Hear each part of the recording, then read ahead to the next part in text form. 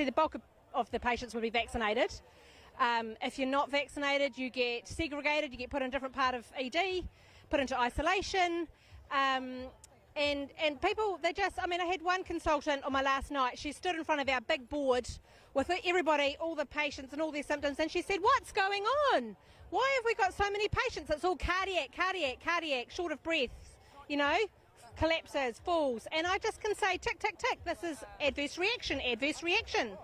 All of our wards are full, you know, of people having cardiac problems, people flare-ups from their cancer, like you name it. It's just, I guarantee our hospital is full of vaccine damaged. It's just, people are blind. People just cannot see it. So obviously everyone's been really concerned about hospital beds being taken up. There is a lot of information out there about treatments that are coming from other countries. Why do you think New Zealand has refused to adopt any of those treatments and any of the advice coming out from other countries? Well, I understand that the reason why we could have our vaccine rolled out as quick as what we could was it was under emergency guidance. And the only reason why it could be rolled out in an emergency is that it's the only form of treatment. So you don't hear our government talking about how to stay healthy. I went to a wellness seminar last night, and you don't hear the government say, like, take B, zinc, D, all of these supplements. You don't hear the government saying stay healthy, and what to do if you have COVID. If you get COVID, particularly if you're an MIQ, you get Panadol. And what a lot of people don't realise is there's roughly like 5,000 people that have COVID and they're self-isolating.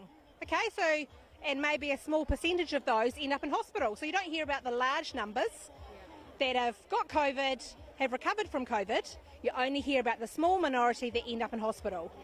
And there's a mixture. So the people that end up in hospital, it's not just the unvaccinated, it's the vaccinated too.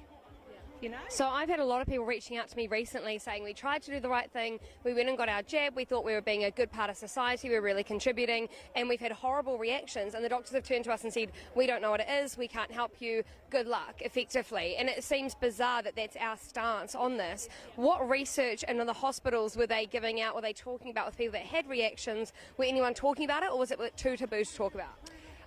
So, I mean, I've heard of it depends on the doctor. So when a person comes into ED, it really depends on who they get looking after them. I'd say the majority of doctors are pretty blind themselves and will swear black and blue that whatever they're going through is nothing to do with with the vaccine.